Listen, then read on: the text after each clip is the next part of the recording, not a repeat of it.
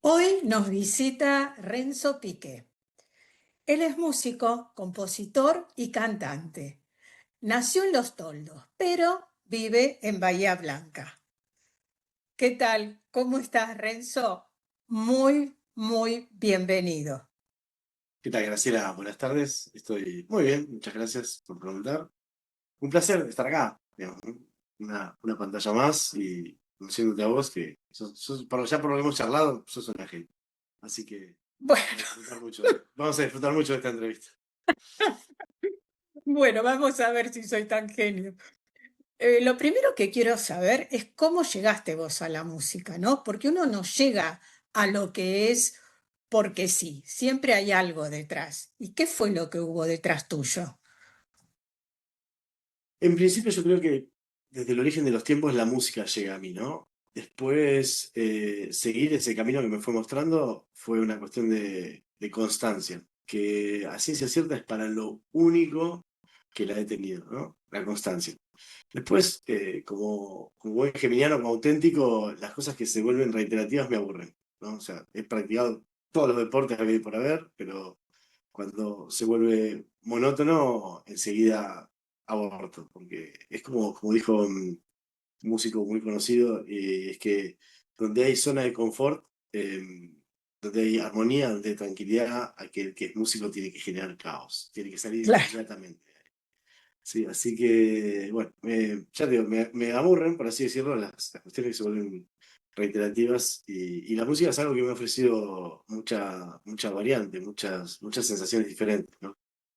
También mi profesión, al ser programador, ¿no? La informática te ofrece una incidencia distinta todos los días. No puedo estar Ay, trabajando en un sí. salón de ventas, por ejemplo. Un salón de ventas me mata, me envidia. Pero también está un poco ligado a lo que se puede hacer en música. Exacto, musicalmente no hay límites, ¿no? Si uno analiza la cantidad de géneros que hay alrededor del mundo, desde el origen de la música, desde gente bailando alrededor de eso, ya es música, de ahí, bueno, hay ilimitados opciones para poder crearla, ¿no? Bueno, yo elegí el rock nacional, hay quien elegirá la música clásica, la cumbia, el trap, el reggaetón. Más allá de que cada género sea cuestionado por alguna forma u otra, puede gustar o Ah, no, sí. pero son géneros musicales, ¿no? Son ¿Y técnicamente quiénes hablando, son son tus, géneros más avanzados. y quiénes son tus referentes? Mis referentes yo los fui construyendo a lo largo del tiempo. Los primeros que tuve fueron los Rodríguez, con Andrés Mm. Calamaros. En ese momento era la producción de Ariel Roth. El primer cassette original que tuve de música fue Palabras más, Palabras menos. Lo escuché todo. Cada artista, cada músico que investigué o que escuché, siempre lo escuché todo, absolutamente toda su discografía. De ahí a los 16 me cambió la vida por Charly García, porque lo fui a ver al teatro, a un teatro de Junín. Fui a ver una presentación del Aguante. Charly tocó 4 horas increíblemente y me volví fascinado, ¿no? Así que bueno, fue todo Charly, después fue todo Fito Páez, después fue todo Spinetta, hasta que llega Gustavo Cerati en mi vida, ¿no? Y Gustavo Cerati fue el que se podría decir que hoy por hoy es mi mayor referente y que me cambió hasta la forma de componer. El que te marcó. El que me... Exactamente. Está bien. Así Y es. vos tenés eh, muchas canciones, pero ¿cuál fue la primera que compusiste? La primera que compuse no está en el catálogo siquiera. Se llama Detrás del espejo. Yo la hice cuando era adolescente, cuando empecé a ejecutar mis primeros acordes, después de admirar a un compañero que tenía en el colegio, que era el único guitarrista. Éramos 44 en el aula, 34 mujeres, 10 varones, siempre teníamos la de perder. Y uno de los 10 era Gabriel ya Caerce, que me parece un músico excepcional. Y él era el que, fanático de Fito Páez, él era el que me inspiró. O sea, yo lo admiraba tanto que me llevó a esta cuestión de agarrar una guitarra, ¿no? En la casa de mi abuela había una guitarra vieja, que era de mi tío, que se la había regalado un amigo, estaba dentro de un placar. Era una guitarra acústica, cuando se la pedí me dijo que no. Le digo, pero se te va a pudrir la guitarra ahí adentro, ¿para qué la querés? Claro, por lo menos que haga algo productivo. Bueno, yo te compro las cuerdas. Me apareció con un juego de cuerdas de nylon. Son para guitarras clásicas. Digo, no lleva estas cuerdas esta guitarra. lleva cuerdas de acero porque es una guitarra acústica. Claro. A cambiarla. Me fui a cambiar, la encordé y en ese momento había unos libritos que llaman para tocar, tenía de diferentes artistas, tenían las canciones con los acordes en cifra americano y al costado tenían dibujados los acordes, ¿no? Cómo se hacía el re, el si menor. Recuerdo que cuando tenía que hacer fa o si, la cejilla era acomodar los dedos con la otra mano para poder marcarlo, ¿no? Y bueno, así fue, es una cuestión de constancia, ¿no? Yo tocaba 2 horas al día la guitarra. Y bueno, así es como me inicié, no sé, durante la adolescencia y escribí ahí detrás del espejo que se la escribí, me acuerdo, a una compañera del colegio, una compañera Ay, me imaginaba, mira, te lo iba a preguntar. sí, Me sí. imaginaba. Laura tiene los ojos de papel reflejados en un cristal. Así empezaba. Ay, qué lindo. Y bueno, vos sabés que a esa edad siempre tenemos unas ideas un poco extrañas. Madre de Dios, a esa edad te enamoras del aire, es increíble, es muy Claro, lindo. Es muy lindo es porque muy esas lindo. sensaciones después uno la va perdiendo, ¿viste? Cuando sos adolescente te reís de cualquier cosa, pero de cualquier cosa. Quizás es porque uno no es consciente de las cuestiones que existen en la vida, los peligros o de las responsabilidades, otras cuestiones que cuando uno va creciendo va asumiendo y va perdiendo esa parte adolescente que yo creo que debería existir toda la vida, ¿no? O sea, Sí, y tan espontánea, ¿no? es increíble, es increíble. Lo Claro. veo en los chicos, lo veo en los chicos ahora, ¿no? Pasás por al lado de un grupo de adolescentes y dicen que para uno es una tontería y se ríen. Y si pensás que yo estaba ahí, qué lindo. Y sí, Sí, sí. ¿Y cómo haces el camino desde esa primera canción hasta tu primer álbum? fue un camino largo, fue un camino de años, ¿no? Porque hubo muchos silencios en el medio. Yo a los 18 me mudo a Mar del Plata para irme a estudiar. Hay un silencio grande, porque yo llego a Mar del Plata, llego solo, no conocía a nadie.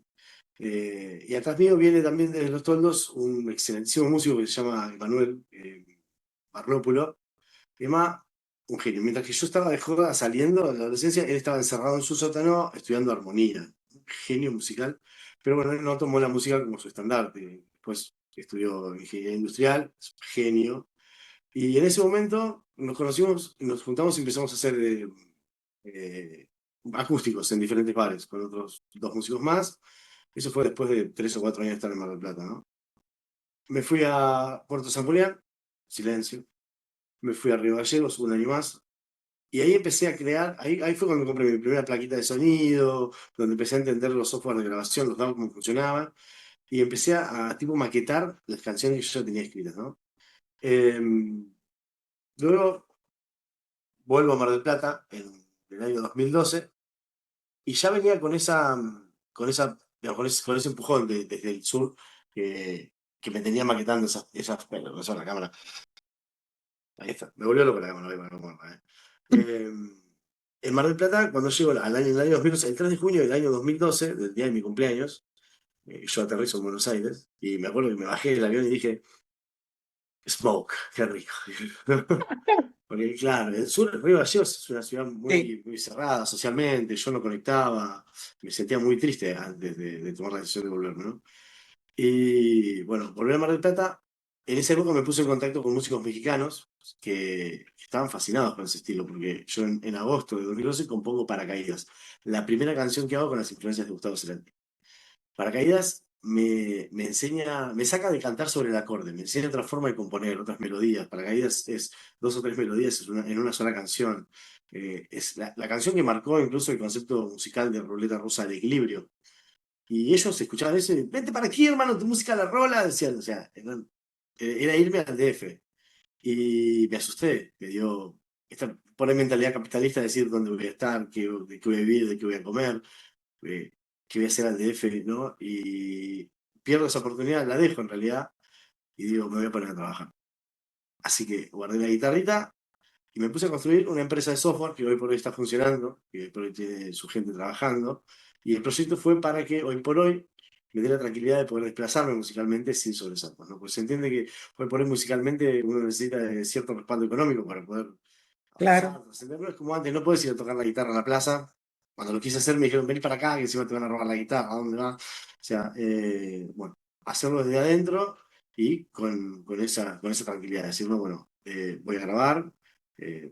Fueron 10 años de silencio, ¿no? Y en marzo de 2023, digo, ¿qué estoy haciendo yo? Estuve cerca de un pico de estrés, ¿no? Y sí, porque era yo solo en la empresa, hacía todo yo solo. Y dije, Claro, demasiado. ¿para qué hice todo esto? Yo hice todo esto, ya sé para qué. Sumé gente a la empresa, técnicos en soporte, programadores, y en ese momento a la que era mi esposa, le digo, bueno, yo voy a volver a hacer música. Y pobre, a Flor le cambié las reglas del juego de un día para el otro. Ella no tenía la parte musical, porque cuando yo llegaba ahí, ya llegué siendo el programador. Así que me adjudico toda la responsabilidad de eso, sacrifiqué mi matrimonio sinceramente porque yo no podía vivir sin la música. Y el objetivo de ella era otro. Así que bueno, en junio de 2023 comencé con la grabación de Ruleta Rusa del Equilibrio con Diego Serrano en el estudio Marilí, en Temperley. Diego es amigo de muchos años de un amigo mío de allá, que nos presentó. Diego, fascinado con el proyecto, y en 6 meses metimos el disco completo. Y incluso Diego, tan fanático del proyecto que me acuerdo que ya estaba, para mí ya estaba masterizado, ya estaba terminado. Y hablando por teléfono me dice, para, porque me parece que en jugado me dice hay una S pasada. ¿Una S pasada en jugado? Sí, digo, no, Diego, dale. Tan al detalle que es una cosa que. Bueno, y de hecho la corrigió, masterizamos. Ahí, a ver, fin de año, el 31 de diciembre, me mandó una serie de audios, así me dice feliz año nuevo. El regalo que me hizo fue la masterización del disco. Yo ese día lloraba. Estaba reunido con papás del colegio, del jardín, me acuerdo, en una pileta, en una quinta, como hacemos todos los años, y yo me fui adentro de esa quinta y lloraba como un bebé, porque para mí era un hijo, no un hijo más. Me imagino, el mejor regalo de fin de año. Sí, ¿qué te parece? ¿Y Otro que me llama. por qué tiene ese nombre el álbum? Ruleta Rusa del Equilibrio, yo considero que la vida es equilibrio, ¿sí? El universo, algunos le dirán Dios, otros le dirán Alá, para mí es el universo, te da tanto como te quita, ¿no? También depende de las actitudes que uno tenga, ¿no? Si uno aporta mala energía o aporta cosas malas, va a ser recíproco el universo en ese sentido. Eh, ¿Qué pasa? Ese equilibrio siempre está sujeto a perderse, a que uno se desvíe por cuestiones que lo rodean. Hay que tener una voluntad férrea y muy consistente para poder mantenerse. Es el equilibrio entre la estructura social propiamente dicha y el caos total, ¿no? La estructura social es la mayoría de la gente está ahí, porque tiene prejuicios, porque hay muchas cosas que no conoce. El ser humano a lo que no conoce le tiene miedo. Sí. Yo dije, yo en mi vida voy a probar todo, menos una sustancia extremadamente peligrosa y, bueno, un cierto género de seres humanos. Eh, pero el hecho de vivir en ese equilibrio implica estar en un caos estructurado. Ese caos estructurado donde uno vive su propio caos, donde se puede desplazar, donde puede sentir y exponerse, ¿sí? Sí. Emocionalmente, subjetivamente. Claro, que en definitiva es lo que a vos te sugestiona, ¿no? Lo que te hace sentir. Eso es lo que a mí me hace escribir canciones. Y la estructura es para no caerse del sistema, ¿no? Siendo caótico, que sería irse al caos total, donde ya estás fuera del sistema, ¿no? Donde haces cosas que no tienen sentido. No, No, o cosas que pueden dañar a otros, a otros, exacto, exacto. Sí, ¿no? los Tiene que derechos, ser un caos controlado. los derechos de uno terminan, los límites de uno están donde empiezan los derechos de uno. Exacto. Entonces, bueno, yo no le temo al que dirán, se dicen muchas cosas de mí, buenas y malas, todo es prensa, no le temo absolutamente a nada de eso, así que nada, me desplazo con total tranquilidad, siendo coherente, porque ya tengo una hija de 8 años y no quiero que en algún momento de la vida compañeros de mi hija le digan, porque tu papá, ¿entendés? Porque tampoco le va a servir a ella. No, claro. Así que estar en una burbuja donde la cuido de un montón de cosas. Y volvamos a este primer álbum. Hubo un momento en tu vida que vos hiciste una presentación en Bahía Blanca de ese álbum, sí, no tengo acá mal anotado, lo hiciste en un teatro de Bahía Blanca, ¿no es cierto? Eso Y solo. en el año 2024. Exacto. El mismo año que se presentó oficialmente el Ruleta Rusa del Equilibrio, que fue el día 14 de febrero, el Día de los Enamorados. Ese momento, exacto. No, todo tiene referencia para vos. Ese momento solamente es comparable con el nacimiento de mi hija. El estar en ese escenario, digamos, ¿no? Para mí fue la primera vez en la que yo me paro en un escenario tan importante tocando a banda completa, ¿no? No lo había hecho nunca, sinceramente no lo había hecho nunca. Siempre acústico, siempre solo, siempre con algún compañero, pero nunca con toda una banda, nunca con un proyecto tan importante y tan bien estructurado. Eh, para mí fue natural. De hecho, cuando terminé hubo referentes, el dueño de una casa de instrumentos musicales, que tiene muchos años en la música, mi luthier, mi propio luthier, que es Cristian Yalamico. Cristian Yalamico hizo guitarras para Luis Alberto Spinetta, muy amigo de Gustavo Cerati. Bueno, las tres guitarras que yo tengo acá, las tres eléctricas, me las hizo él.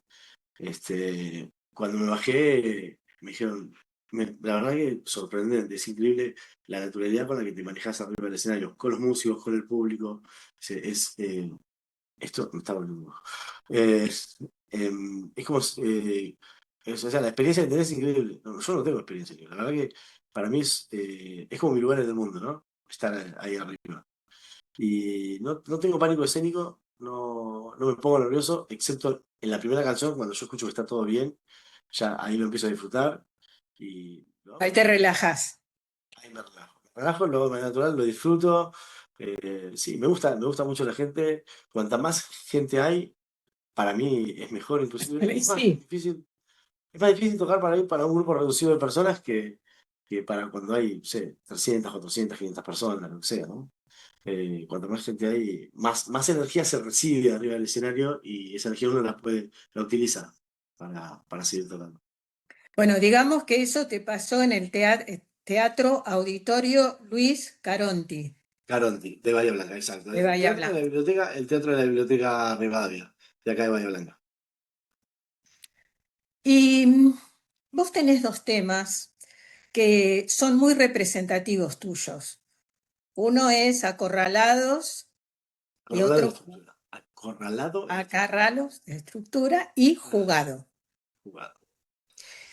que hace poco anunciaste que los vas a reversionar. No sé si reversionar, eh, es como el relanzamiento de la canción, porque desde que Ruleta Rusa se lanzó, digamos, no hubo una difusión de ese disco como la que se está haciendo ahora. Entonces hay mucha gente que no lo ha escuchado. Entonces es como el relanzamiento de la canción y decir, bueno, ¿con qué canción le vamos a mostrar a la gente qué es lo que hago? ¿No? Bueno, Acorralar la estructura es una canción muy de referencia a un momento muy importante de mi vida, que es ese momento en el que yo vuelvo a hacer música, es donde yo salgo de esa estructura para volver a componer. Y Jugado es una canción escrita al amor y a un momento en el que yo tenía que, a ver, yo siempre dije que yo no tuve opciones ni tampoco tomé decisiones, ¿no? Pero era mantenerme ahí, digamos, en ese proceso de decir, bueno, yo soy músico auténtico, no soy una estrellita que toca la guitarra, ni tampoco es hobby para mí, ¿no? Soy músico auténtico, ¿qué hago? ¿Velo por el sueño o me quedo? Bueno, hubo muchas cosas que analicé por medio y decir, bueno, ¿qué ejemplo le puedo dar a mi hija si recibe un sueño? ¿No? Ese fue uno. Y por otro lado, si yo dejo la música, ¿quién soy? Y no, soy un ente, soy un ente. Soy un ente muerto en vida, no puedo. Entonces, era jugármela a un enamorado, ¿no? De todo lo que me rodeaba, básicamente. Bueno, y te está saliendo bastante bien. Yo considero que sí, no logro dimensionar en sí todo el proceso. Yo siempre dije que vi el final. Yo siempre, los objetivos a largo plazo que me pongo es porque logré sentir cómo era ese final, ¿no? Logré verlo. Lo que hago es disfrutar del camino y de entender cómo fue que llegué hasta ahí. Nada quita de que por ahí pueda no salir, pero no soy una persona que genere pensamientos negativos. Al contrario, siempre que me pasa algo malo o lo que sea, siempre lo llevo de manera positiva. Y sé que el universo me da tanto como me quita. El ejemplo lo tengo en un sueño, por ejemplo. En Mar del Plata, un día me despierto gritando gol de España. Oh, gol de España. O sea, había soñado que jugaba España y gritaba gol de España. Una euforia. Y al otro día sueño que una mano negra, digo, tipo como un humo, se metía por debajo de mis frazadas y me agarraba las piernas y me arrastraba, ¿no? Entonces, y planteo esta psicóloga y me dice, es tu inconsciente que te tiene que equilibrar. Dice, porque si vos te despertas todos los días gritando con de España, vas a tener euforia, un trastorno de euforia. Y si todos los días te arrastra una mano, vas a tener depresión. Entonces, tu inconsciente tiene que equilibrar. Y considero que es lo mismo que hace el universo, ¿no? Equilibrarte. Te saca tanto como te da. Cuando me saca más de la cuenta, yo digo, eso va a cuenta corriente, ¿eh? Me ves, acordate que estás endeudado. Entonces, siempre espero la vuelta, siempre espero que la vuelta esa, y yo digo, bueno, sí, siempre. Pero, pero vos también hiciste otro disco más, aparte, otro álbum, aparte de Ruleta Rusa, El Equilibrio, con menos canciones. En 2025 se hizo un EP. Ruleta Rosada Equilibrio está conceptuado musicalmente, ¿sí? Hay un sonido que es la columna vertebral de todo el disco, donde hay relación entre los sonidos y entre un tema y el otro, que es como a mí me gusta trabajar. Pero todos los días fue un EP que muestra la versatilidad por ahí que puedo llegar yo a tener a la hora de crear canciones, ¿no? Entonces eh, dentro del género, son estilos que varían un poco. Tenés una balada, tenés un rockcito que es un rock and roll rotero, tenés una canción que por ahí es más tambiónica, ¿no? Mostrando la diferencia entre ciertas influencias. Hay uno que es más rockero, como Conexión Natural, que es el que abre ese EP. Y hay una canción que se llama Una mitad por otra mitad. Esa canción es de una banda de Junín que se llama Martillo de Plata. La iban a tocar a los toldos en mi adolescencia. El compositor es Horacio Gambarte, era el bajista y el cantante de la banda. A mí me marcó muchísimo en la adolescencia esa canción, pero muchísimo. Tal vez siempre me acordé de la letra toda la vida. Y años después, bastantes años después, en 2025, traté de ubicarlo, lo encuentro a través de Facebook, y le cuento todo esto. Digo, yo me acuerdo que ibas a tocar al trombón, cantabas estas canciones, y una mitad por otra mitad fue una canción que a mí me marcó mucho. Digo, ¿la puedo grabar, Horacio? La página para él era, no sé, un orgullo, pues, ¿no? Me dijo, sí, claro que sí. Dice, bueno, digo, la vamos a versionar y yo te voy a ir mostrando. En un momento del proceso, la maqueta que habíamos hecho sugería otra estrofa para la canción. Entonces lo llamo y le digo, che, mirá, agarrá lápiz, afiná la punta y escribite una estrofa más.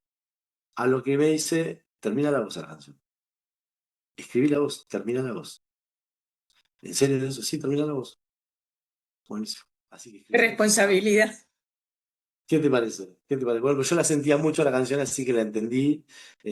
También, capaz que como yo la entendí, algo como yo la sentí, quizás no era el sentido que le dio él, o por lo que la escribió. Y bueno, la estrofa esa que se agregó era: el coro de los pasos del pasillo ya no juegan las mañanas. El coro de los pasos del pasillo ya no juegan las mañanas con las voces de tus tacos, ¿no? Ese, ese, ese sonido de los tacos que van por el pasillo que va y viene, Mm. y reemplazado por un silencio. Casi te desplomas en mis manos, casi te desplomas en mis manos. Ay, no me acuerdo, hay una palabra, casi te desplomas en mis manos, refugiándote en un sueño de cenizas que han volado. Esa fue la estrofa que se agregó, que bueno, es representativa para mí y bueno, terminó una mitad por otra mitad, terminó siendo una versión con esta familia que a él le fascinó, le encantó, ¿no? Así que todos los días, si bien es una canción, un disco de 5 canciones, un EP, tiene muchas cosas que contar. Y Y, perdón, sí, no, decime. hay 2 o 3 sencillos dando vueltas que se lanzaron este año.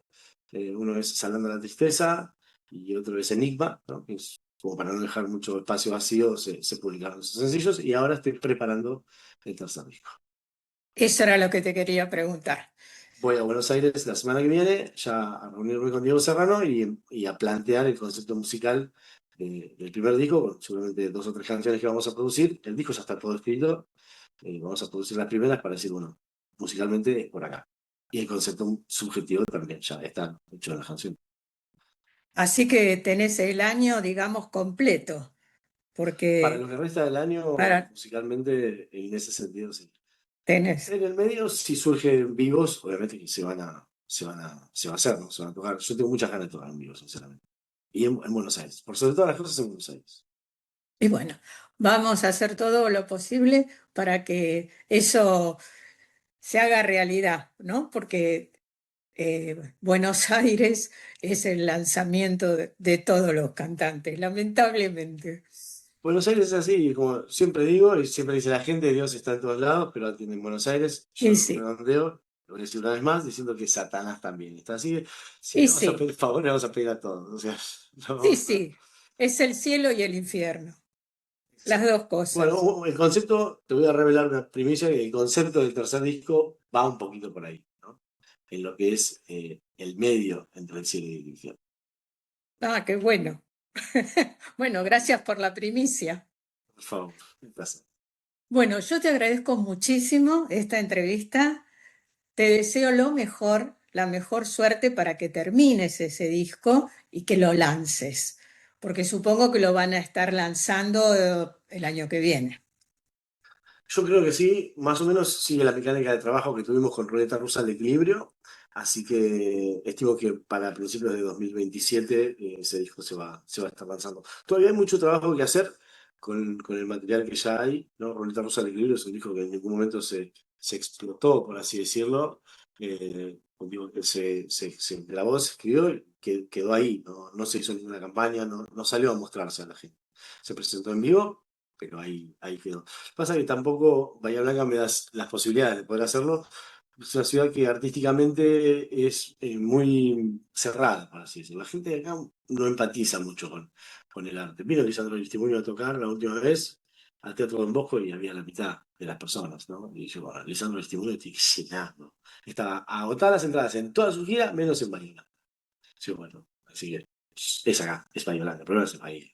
Incluso los bahienses mismos, son los cruces, el problema somos nosotros. O sea, lo reconocen, pero no corrigen nada. ¿Eh? Sí, sí, sí, Claro. sí, igual. Claro.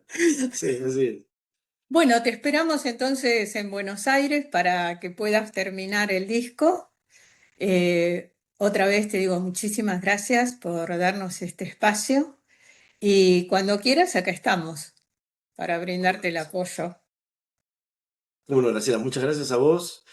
Si me permitís agradecer a GDS, a Guille San Martino, que es un personaje, es una persona que empatizó conmigo desde un primer momento. Otro geminiano, igual que yo. Vamos a compartir ciertas historias ahí. A vos, que te has tomado el tiempo para esta entrevista, y a las personas que me han acompañado en todo este proceso, que han sido muchas y con muy buena energía. Bueno, muchísima suerte y hasta pronto. Gracias, Graciela. Un abrazo.